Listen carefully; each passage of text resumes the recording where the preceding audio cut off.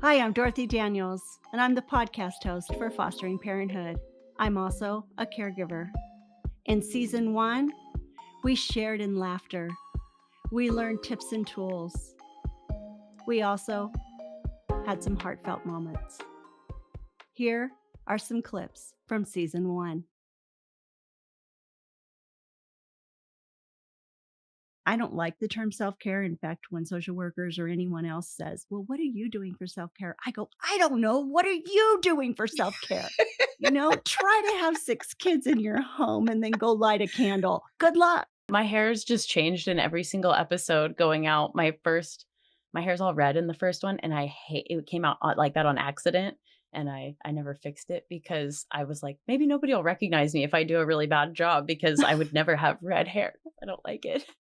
I love it. Well, maybe I'll try that, right? Try and have red. Different color every episode. Yeah, Yeah. that'd be great. The plan was if there was ever an unsafe situation, Mhm. that they would text a word to me. And it would be a word that if somebody else grabbed their phone in an unsafe situation, they wouldn't recognize the word. Our word was Mayberry. What I knew is if I received that from my kids, I wouldn't call to ask. I would get in my car and go directly where they were. Now we also had to share locations, right? And not because I wanted to be up in their space, because it was a safety plan. So if they used that word, I just dropped everything, went directly to where they were, and I said, "We have a family emergency. I need you to come with me." If in that time they're like, "No, no, no, I'm fine now." Nope, that's not how the safety plan works. You initiate the safety plan. I move immediately without question. You come with me immediately without question. Then we can work through it at home. But the idea of a safety plan is that you're really in a situation you cannot remove yourself from. You need your trusting adult to step in.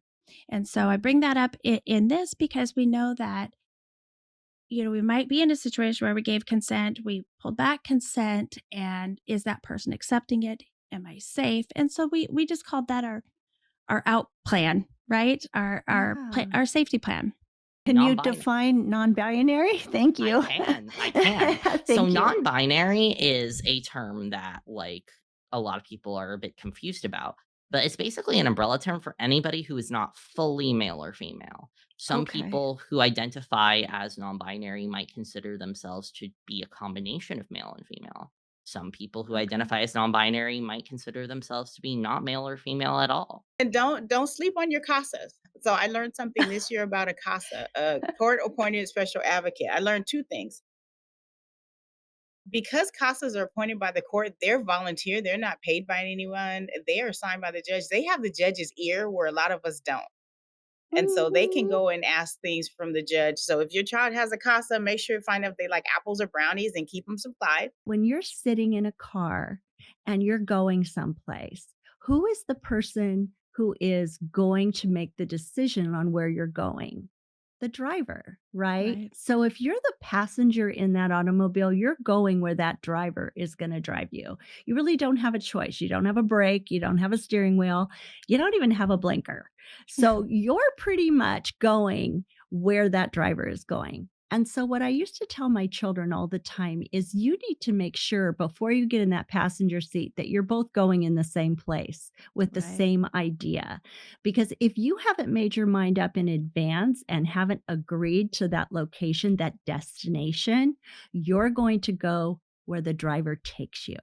And it's very much like consent. Have equal standards for Mm. your gay kids and straight kids and bi kids, for your also asexual kids. I haven't mentioned that very much, but asexuality is where you're just not attracted to anyone. There are Right. kids who are like that. There Yeah. are adults who are like that. Mhm.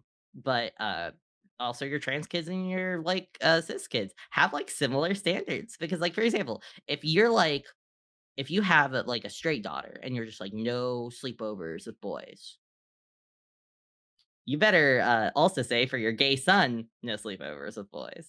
Like one of the instead of Absolutely, right? I mean, or if you're okay with your straight daughter having sleepovers with boys, you better also be okay with your gay son having sleepovers with boys. Don't have a double standard. I also think that we try to protect young ones no matter what. We try to protect them from seeing conflict with adults.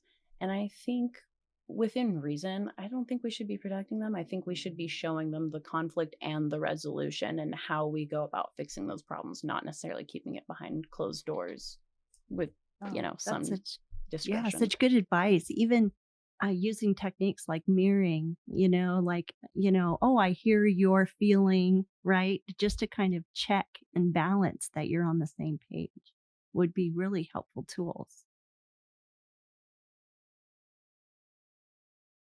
I didn't feel very accepted and I didn't feel very safe in my environment. I didn't Was even come out as trans until I turned 18, and I finally found was able to get my own apartment because I just did not feel safe or secure being able to confide that into my old foster family, who unfortunately Wow. also did just was in it for the money, got rid of me when I turned 18.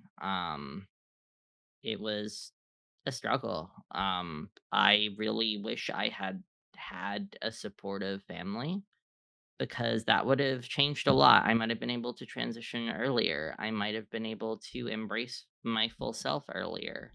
I'll never forget almost to the day, to the minute that you called me mom for the first time.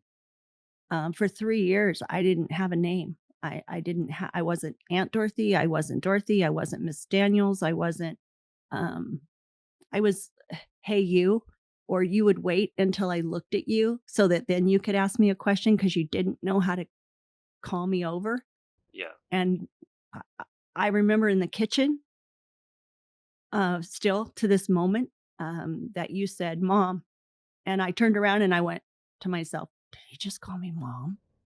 And it was probably one of the Yeah. happiest days of my life. Uh, can you share a little bit about that? Because I don't know what made that happen.